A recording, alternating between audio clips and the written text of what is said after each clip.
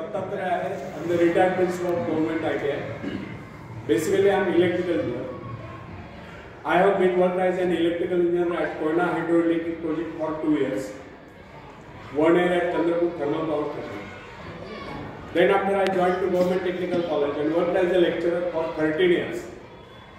Meanwhile, I applied to the exams of the Institute of Engineers by self-study and get the degree of AMRE, means Associated Member of the Institution of Engineers. And on that base, I get selected through MPSC as a principal and worked as a principal to various government ITIs in Maharashtra for 22 years and retired in August 2019.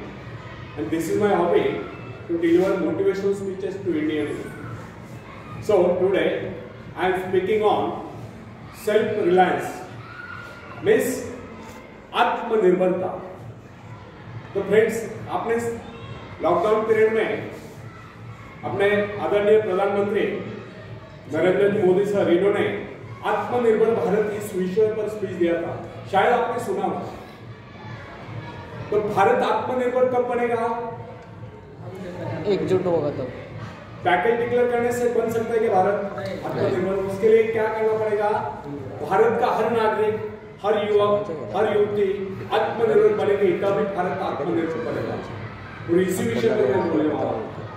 तो friends, आत्मनिर्भर बनने की क्षमता वास्तव में हर व्यक्ति में होती है, पर बहुत ही कम लोग ऐसे होते हैं जिन्हें अपने ऊपर विश्वास है. दूसरों का सहारा ढूंढना तो उनकी आदत से बन जाती है. यह बात हमें कभी नहीं भूलनी चाहिए. दूसरों के सहारे चलना तो बड़ा आसान है, किंतु इससे हमारी रही सही शक्ति क्षीण हो जाती है. मस्तिष्क और योग्यता, इनका जितना उपयोग किया जाएगा, ये उतने पड़ेंगे, इनका उतना ही विकास होगा. एक विडंबना कि अपने आप कुछ करने की बात तो जैसे लोगों के मन में आती नहीं. कुछ लोग अपने आप एक ही काम करते रहते हैं और वह अपने बदनसीबियों का रोना रोना या दूसरों के आश्रय कर उनके गुणगान करना. ऐसे लोग जिन्हें सदा दूसरों के बल पर विश्वास होता है, वे केवल पिछलकों की संज्ञा पाकर निंदा के पात्र बने रहते हैं. ऐसे लोग अपने आंतरिक शक्तियों को भी लाभ नहीं उठा पाते. फ्रेंड्स, यह न समझना आप यदि जन्मजात नेता नहीं है तो ऐसे ही रहोगे. जन्मजात कौन क्या होता है? कोई महान नहीं होता, कोई वैज्ञानिक नहीं होता, बल्कि एक अबोध बालक जन्म के बाद अपने में ऐसी शक्ति पैदा करता है जिसके सहारे वो अपने व्यक्तित्व की एक अलग पहचान बना लेता है. इतिहास में ऐसे बहुत से लोग हुए जिनमें नेतृत्व करने की योग्यता नहीं थी, फिर भी वे अपने प्रयत्नों से और अपने परिश्रम से अपने योग्यताओं का विकास करके महान नेता बने. नेता वही होता है जो किसी पर निर्भर न हो, जिसमें नेतृत्व करने की क्षमता हो, जो दूसरों के विचारों का सहारा लेना आवश्यक न समझता, उसमें स्वयं सोचने और अपने कार्यक्रमों को स्वयं निर्धारित कार्यान्वित करने की क्षमता होती है. फ्रेंड्स, लोगों की संख्या बढ़ाकर भीड़ के बीच में चलना तो कोई बड़ी बात नहीं है. बड़ी बात तो यह है कि लोगों के दिलों में अपना स्थान बना जाए, चाहे लोगों की संख्या कितनी कम क्यों न हो. ऐसे लोग वही होते जो आत्म विकास करके शक्तिशाली हो चुके हैं. ऐसे लोग अपने भाग्य को बदल देते हैं, अपने साथ साथ दूसरों का भी भाग्य बदल देते हैं. फ्रेंड्स, आज के युग की विडंबना यह है, हर कोई किसी न किसी का सहारा ढूंढते नजर आता है. किसी को अपने धन का सहारा लेना पड़ता है तो किसी को अपने मित्र का, कुछ तो अपने वंश पर ही पूरे नहीं समाज. ऐसे तो बहुत कम लोग होते हैं जिन्हें अपने ऊपर पूरा विश्वास हो. दूसरों की शक्ति पर जीने वालों का एक मनोविज्ञान यह भी होता है कि ऐसे लोग सदैव किसी न किसी को दोष ठहराकर अपना पक्ष बचाने के अवसर ढूंढा करते हैं. वास्तविकता यह है, इस प्रकार की आदत कायर प्रकृति की परिचायक है. आत्मनिर्भर बनिए या आत्मनिर्भर बनने की आदत डालिए. आदत का आरंभ उस समय होता है जब एक बच्चे को उसका पिता कोई विशेष कार्य करने को कहता है, तब संतुष्ट नहीं होता, लेकिन जब वो अपने ढंग से उसी कार्य को करता है, उसे पूरा करने के लिए संघर्ष कर विजय प्राप्त करता है, तो उसके चेहरे पर खुशियों की लहरें थिरकती नजर आती है. इस प्रकार की विजय की भावना उस बालक को शक्तिशाली बनने का एहसास दिलाती है. फ्रेंड्स, स्कूल की शिक्षा या कॉलेज की शिक्षा केवल व्यक्ति की व्यवहार कुशलता और योग्यताओं की वृद्धि नहीं करती, यह तो व्यक्ति के हाथ में औजार थमा देती है इस औजार का सही इस्तेमाल करना आदमी को स्वयं ही सीखना पड़ता है। हेनरी वार्ड बीचर अपने समय के एक महान विचारक अपने बारे में कथा सुनाया करता था। जब मैं बच्चा था तब मुझे किसी तरह से आत्मविश्वास की शिक्षा दी। मुझे ब्लैक बोर्ड के पास भेजा जाता था। मुझ में शंका और संदेह होने का रोग था। मेरे टीचर मुझे बार बार कहते इस पाठ को अवश्य पढ़ लेना। उनके स्वर में काफी क्रोध हुआ करता था। उनका यही कहना था कि हमें केवल प्रश्नों के उत्तर चाहिए। यद्यपि उन शिक्षकों का यह व्यवहार कठोर ही प्रतीत होता था, किंतु इतने सारे बच्चों को सीधी राह पर लाने के लिए उनका यह व्यवहार उचित ही था। और इस व्यवहार का ही नतीजा था कि 1 मास से भी कम समय में विदिन ए मंथ मैं उन सभी सवालों के जवाब निकलने लगा जो मुझे सबसे कठिन लगते थे। एक दिन मुझे ब्लैक बोर्ड पर एक सवाल हल करने को कहा गया।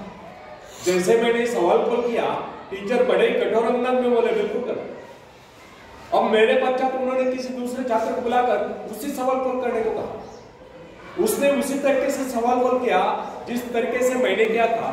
मेरा उसका जवाब एक था। फिर टीचर उसकी पीठ थपथपा कर बोले शाबाश, तू तो इस सवाल को करने में सफल हो गया। अब मुझसे रहा नहीं गया। मैंने तुरंत ही खड़े होकर पूछा, सर यदि इसका और मेरा जवाब एक है, सुलझाने का तरीका एक है, फिर आपने मुझे डांट कर गलत क्यों कहा था? तब टीचर बोले यह बात तूने पहले क्यों नहीं कही जब मैंने तुझे गलत कहा था? फ्रेंड्स, केवल पाठ को याद करने से कोई मतलब नहीं। हमारे भीतर यह विश्वास होना चाहिए कि जो कुछ हमने याद किया उसे कोई काट नहीं सकता। इससे ही आत्मविश्वास होता है। और जिनमें ही आत्मविश्वास होता है वही तर्क दे सकता है, वही बहस यानी कि चर्चा कर सकता है। लेकिन जिसे स्वयं अपने ऊपर ही विश्वास न हो वो क्या तर्क करेगा? उसके तो अच्छे कार्य को भी अगर हमने गलत कहा तो उसे यही समझ लेना होगा हो सकता है वो गलत हो। फ्रेंड्स, मनुष्य को भ्रम होता है कि अकेले काम करने से अच्छा किसी दूसरों की सहायता लेकर काम करना होता है। लेकिन अपने ऊपर विश्वास करके पूरी लगन से अगर कार्य को किया जाए तो उसमें सफल होने की आशा दोगुनी हो जाती है। हर महत्वाकांक्षा का अर्थ होता है अपनी शक्तियों का परीक्षण करना।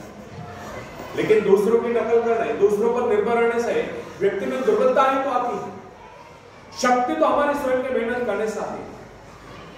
अखाड़े के पास बैठकर हम अपने शरीर को शक्तिशाली नहीं बना सकते, या दूरदर्शन पर एक्सरसाइज प्रोग्राम देखकर हम अपने शरीर को तंदुरुस्त नहीं बना सकते। इसके लिए हमें स्वयं ही व्यायाम करना होगा, स्वयं एक्सरसाइज करना।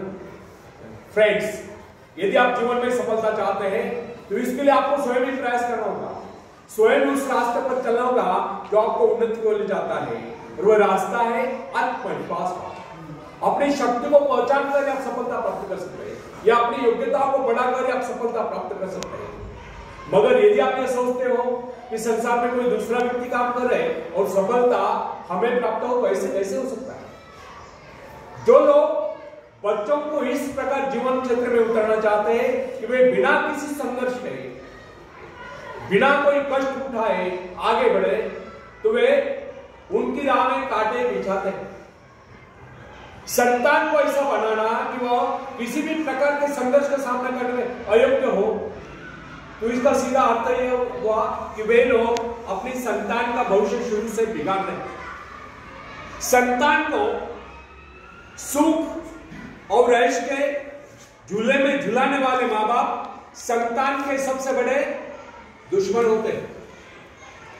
दूसरों के तो छोड़ो, उसे स्वयं को पहुंचाने की जरूरत या स्वयं को पहुंचाने के खर्च भी उठाने नहीं देते। बच्चों को भी समझना चाहिए स्वर्ग जाने के इच्छुक को स्वयं ही मरना पड़ता है। स्वर्ग वही जाएगा जो मरेगा, दूसरा कोई नहीं जा सकता। इसी प्रकार जीवन का सच्चा आनंद वही पाएगा जो अपनी आत्मा की शक्ति को पहुंचाने।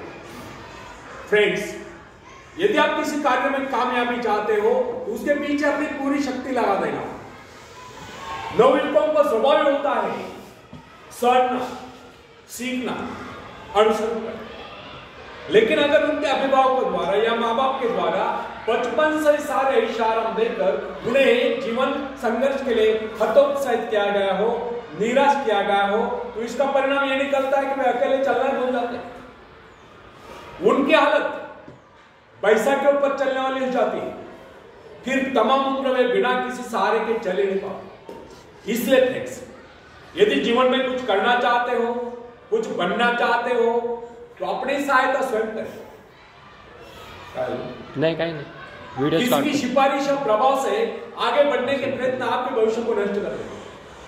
स्वयं को इस योग्य बनाओ कि आपको किसी दूसरों से सहायता की आवश्यकता न हो।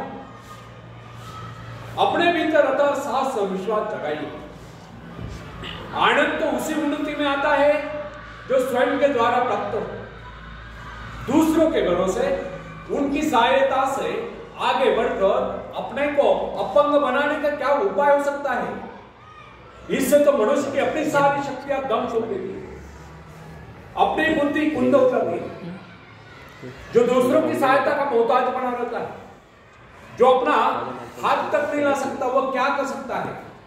वो जीवन में दूसरों का मोहताज बना रहेगा।